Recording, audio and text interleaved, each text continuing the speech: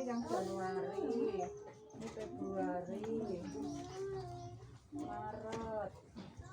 Bismillahirrahmanirrahim. Assalamualaikum warahmatullahi wabarakatuh. Ibu sekalian yang saya hormati, alhamdulillahirobbilalamin. Shalatu wassalamu ala Rasulullah. Hari ini kita bisa berkumpul ya Bu di posyandu rutin ya.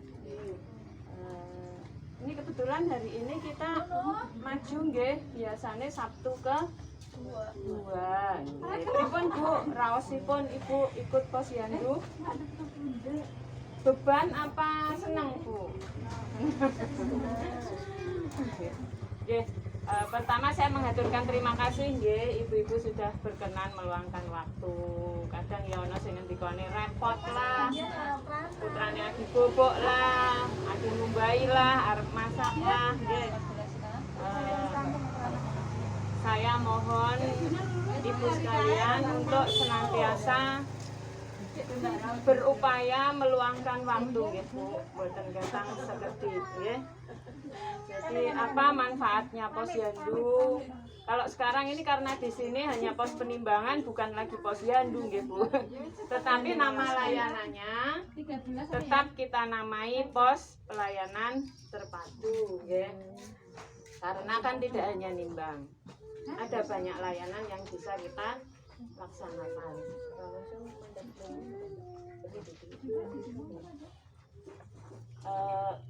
Jadi pertama kita pos kita itu kita bagi setiap pedukuhan nggih. Nah, di pos kita ini persa mboten Bu, nama posyandu kita namanya apa? Posyandu Mawar nggih. Jadi nanti kalau ditanya posyandunya apa jenenge aja bingung gitu nggih. Kerajaan itu namanya Posyandu Mawar nggih. Untuk Kimbaran namanya Posyandu Probosuryo, yang artinya cahaya matahari nggih. Kemudian Mas Nganten itu namanya Tejo Baskoro nggih, yang artinya pelangi nggih Bu. Kemudian Karanganyar namanya Kenanga, Telimbeng namanya Melati nggih. Jadi kita di sini nama posyandunya adalah Mawar nggih. Nah, layanan posyandu kita meliputi posyandu untuk balita nggih. Kemudian pelayanan untuk anak-anak pra sekolah nggih.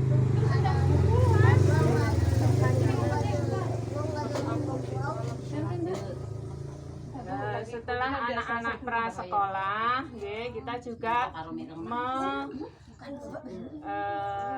menjaring anak-anak pra remaja dan remaja. Jadi kesehatan itu meliputi semua usia. Setelah itu juga ada yang namanya usia produktif. Usia produktif adalah usia 15 sampai 59 tahun. Kemudian ada juga layanan untuk lanjut usia. Berapa Bu usia lanjut usia? 60 tahun ke atas. Nah, pada setiap kegiatan posyandu balita, ibu-ibu kami minta untuk melakukan penimbangan. Pertama, bagaimana cara penimbangan yang benar? Penimbangan yang benar itu tidak molah-malih nggih Bu. Artinya tidak di sini terus nimbang di sana dan yang hasilnya beda misalnya nggih. Ya, sebaiknya kalau kita ingin membandingkan itu timbangannya adalah timbangan yang sama. Ya nggak apa-apa Ibu. Misalnya melakukan penimbangan di tempat lain enggak. Tapi untuk perbandingan itu menggunakan timbangan yang sama. Kemudian timbangan kalau selisih timbangan itu berkisar antara 1 sampai nggak sampai 1 kilo lah, nggak sampai setengah kilo, mungkin kita masih bisa mentoleransi. Tapi kalau timbangannya kok kaceknya luwes kan 1,5 kilo itu nggih sudah harus diperhatikan, Ibu ya. Kemudian cara mengukur tinggi badan, Ibu. Jadi ada cara mengukur tinggi badan yaitu dengan berdiri, nggih. Tinggi badan nek sing jenenge dhuwur itu ya berarti ngadeg. Itu usia 2 tahun lebih, nggih. Kalau anak yang berusia kurang dari itu namanya panjang badan, ya. Jadi diukur dengan cara berbaring di tempat yang datar, gitu, ya. Jadi kalau ibu mau mengukur sendiri di rumah, itu jangan diukur nang kasur, ya. Aja diukur nang kasur sepanjang lekuk-lekuk badannya bocah diukur, nggih, salah, nggih, kurang tepat. Nanti hasilnya jadi beda. Status gizi itu ada rumusnya, nggih. Nah, monggo kalau ibu sekalian mengukur sendiri di rumah, nggih. Kalau di sini mungkin anak-anak kadang ada yang tidak mau, nggih. Nah, monggo sebelum datang ke sini ibu mengukur, nggih. Diukur panjang badan atau tinggi badannya sesuai dengan cara yang benar, nggih. Cara mengukur tinggi badan yang benar itu dengan berdiri di tempat yang lurus, Ibu, nggih. Jadi jangan yang itu, nggih, Bu, nggih, yang berenjul-berenjul itu atau soko itu jangan, nggih. Jadi yang datar seperti itu. Dari atas sampai ke bawah itu datar, lurus semua, nggih. Anak dipepetkan ke paling bagus pakai pengukur tinggi badan, nggih. Paling bagus pakai pengukur tinggi badan. Anak dalam posisi tegak, tumitnya itu mepet ke tembok, nggih, atau ke pengukur tinggi badannya. Tegak, kemudian diukur, ditarik garis pakai penggaris seperti ini, nggih. Nek ra ono garisan yang gua apalah sing lurus, nggih, buku atau papan. Tek, nggih. Kemudian dilakukan pengukuran, nggih, sehingga hasilnya tepat. Nah, ini dipergunakan penimbangan dan pengukuran itu digunakan untuk mengetahui bagaimana status gizi anak kita, nggih. Karena kalau pengukuran yang salah nanti hasilnya juga salah, nggih, Bu, nggih. Kudune hasilnya normal, dadine le ngukur keduhuran, kepanjangan, dadine bocahe dianggap masuk ke kategori kurus, nggih. Itu jadi, maka cara penimbangan dan pengukurannya harus betul, ya. Kemudian jika 2 kali, 3 kali anak tidak naik berat badannya, 3 kali berturut-turut kok anak tidak naik berat badannya, ibu harus waspada, ya. Karena bisa jadi anak menderita penyakit infeksi kronis, nggih, harus diperbaiki. Kalau 3 kali berat badannya tidak naik berturut-turut, harus diwaspadai. Ada apa dengan anak saya, nggih? Aja sering nek diomong anak ibu mengalami gangguan gizi, nggih. Kadang-kadang nun sewu, namanya orang kan cara berkomunikasinya beda. Misalnya saya lupa, nggih. Ya Bu, putrane jenengan kurang gizi. Misalnya saya matur seperti itu. Aja sering dhisik nggih Bu nggih. Karena bukan berarti putra panjenengan kurang makan, bukan nggih. Anak yang mengalami gangguan gizi itu bisa jadi karena beberapa masalah, nggih. 1, masalah dengan cara makannya, nggih. Sehingga misalnya makan stres, nggih. Anak makan tapi stres, tidak jadi daging, nggih. Makame wis bener, tapi cara makannya salah. Yang kedua, mungkin jenis makanannya yang kurang tepat, nggih. Misalnya yang namanya anak itu seharusnya tinggi kalori, ya, tinggi dari sumber-sumber tepung. Beda kalau orang tua nggak boleh yang sumber-sumber kalorinya tinggi, nggak boleh, ya. Tidak dianjurkan, bukan tidak boleh, tergantung kondisi. Nah, anak sudah benar cara makannya, tapi jenis makanannya yang kurang tepat. Ya. Kemudian yang kedua, anak butuh protein tinggi, Bu, ya. Protein itu didapatkan dari kacang-kacangan itu kalau nabati. Tetapi yang tertinggi untuk anak-anak itu adalah protein hewani, nggih. Protein hewani, nggih. Sehingga ini yang sangat besar pengaruhnya. Protein ini sangat bermanfaat untuk pertumbuhan, gitu, nggih. Pertumbuhan sel-sel perlindungan, nggih. Jadi meningkatkan kekebalan putra panjenengan, nggih. Ini yang memberi makan kepada sel darah putih, nggih. Sel darah putih ini kan yang menolak penyakit, nggih. Sel darah putih adalah zat-zat yang bagian-bagian dari tubuh yang menolak penyakit. Maka dari itu perlu diberi asupan protein yang cukup, nggih. Jangan sampai putrane jenengan gatel-gatel terus ora oleh mangan endok, ora oleh mangan ayam, ora oleh mangan iwak, nggih. Keliru nggih, Bu, nggih. Anak-anak yang gatel karena napa, Bu, kaya bocah Jawane napa, Bu, sing melenting-melenting ana nanae? Itu memerlukan zat gizi lebih, nggih, bukan malah ora oleh mangan sing amis-amis, nggih. Kebanyakan orang aja mangan sing amis-amis, ya semakin parah, nggih. Karena apa? Karena sel-sel darah putih yang seharusnya diberi makan lewat protein, sel-sel darah putih yang melawan penyakit ini malah dipuasakan, nggih. Ora diwai protein, jadine malah tambah parah, nggih. Nah, ini berkaitan dengan kebutuhan gizi. Kemudian masalah gizi yang lain, nggih, Bu. Gangguan penyerapan gizi. Mungkin putra-putra panjenengan menderita penyakit tertentu yang tidak kita ketahui. Misalnya batuk-batuk, bayi luwih sekang 2 minggu. Pasti akan turun berat badannya, nggih. Bola-bali watuk, bola-bali alergi, bola-bali mencret, nggih. Itu pasti akan berpengaruh terhadap nilai gizinya, nggih. Jadi bukan berarti non sewu kalau saya keceplosan ngomong kia kurang, Mbak, atau ya gizinya kok kayak iki, jangan tersinggung dulu, nggih, Bu, nggih. Tolong nanti kalau teman-temannya ada yang mungkin ngresula nggih nyong darani anaknya kurang gizi, ya.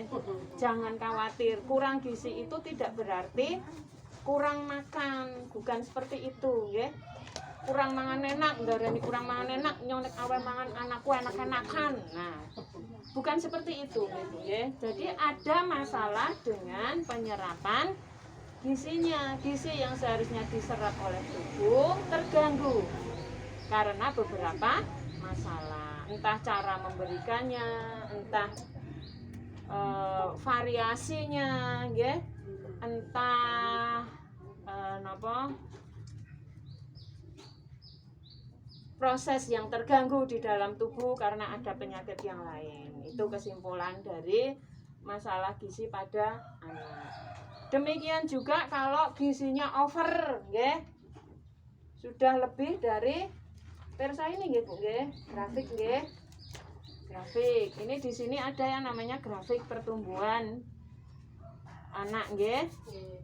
Ini ditentukan kalau perempuan di lembar yang pink, nggih, jambon, nggih.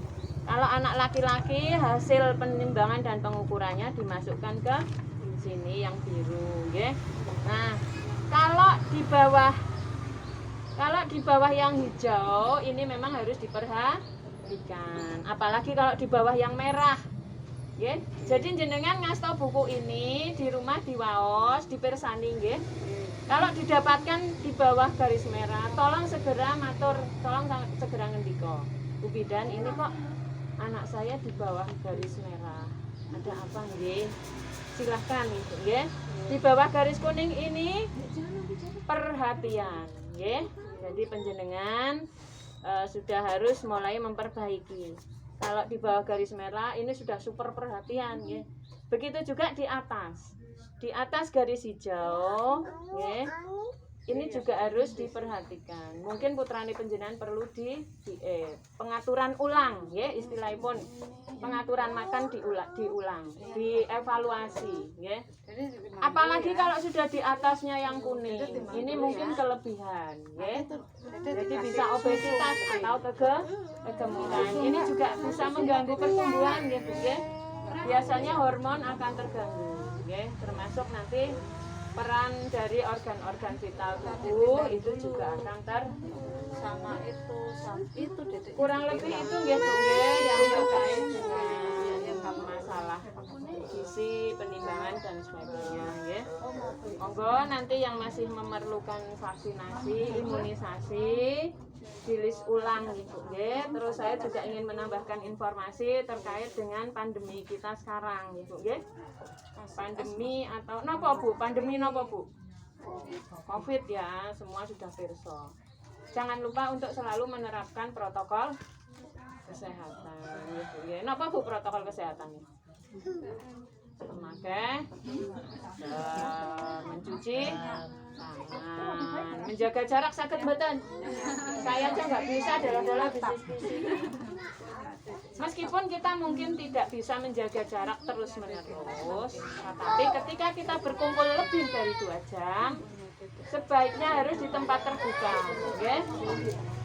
Di tempat terbuka dengan jarak yang diatur, okay? Itu kalau kita mengadakan pertemuan, okay? Kemudian ikut vaksinasi, okay, Bu, okay? Ini sekarang yang sudah divaksin itu usia berapa, Bu? Vaksinasi COVID? Iya, 60 tahun ke atas. Ya. Pertama itu para pekerja layanan publik, guru, bidan, dokter pada disuntiki vaksin. Kenapa? Vaksinasi itu tidak hanya sekedar biar kita tidak tertular, tetapi juga kita tidak menularkan. Ya. Terus habis para pekerja publik, guru, dokter, bidan, perawat, pegawai kecamatan. Sekarang lanjut usia, ya. Nanti ini juga usia produktif sudah mulai, ya Bu, ya. Saya mengajak panjenengan semua, kalau nanti ada himbauan, silahkan Ibu untuk mengikuti vaksinasi, supaya kita segera hidup normal lagi, Bu, ya.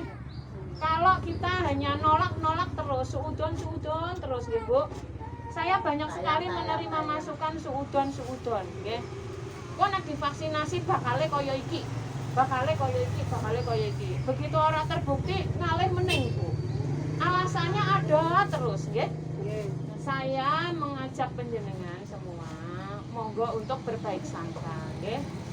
Supaya kita nanti segera lepas dari pandemi. Meskipun sekarang ini mungkin kita merasa baik-baik saja gitu, nggih. Tetapi coba lihat di Purworejo, sak desa ana wong 70 sing terinfeksi, sing meninggal 3 orang. Ora gelem kon nganggo dievakuasi, tidak mau, menularkan lagi, Bu. Nah, kan kasihan ya. Yang semestinya bisa dijaga, yang semestinya bisa dicegah karena penolakan, karena macam-macam alasan, ya. Terus jadi kita tidak bisa produktif, ya. Monggo nanti kalau ada keluarganipun panjenengan dimotivasi juga, ya Bu, ya. Pokoknya kuncinya adalah ikhlas dan baik sangka, ya Bu, ya. Ikhlas, pakai masker ya ikhlas kok sing penting. Nek ora ikhlas dadine halah sumpek, nggih kan? Padahal sebenarnya kepenak, Bu, pakai masker. Wong saya kadang-kadang aja sampai double, Bu, maskernya. Ya enjoy saja, nggih. Karena ya wis dadi pakulinan, nggih. Kemana-mana ketika kita mau berkumpul, kita wis nganggo jilbab, nganggo baju lengkap, pasti akan terasa ada yang kurang kalau kita sudah terbiasa memakai masker. Iya, biasanya seperti itu. Biyen kita madan-madani wong nganggo cadar ya, Bu. Wong nganggo cadar kaya ninja.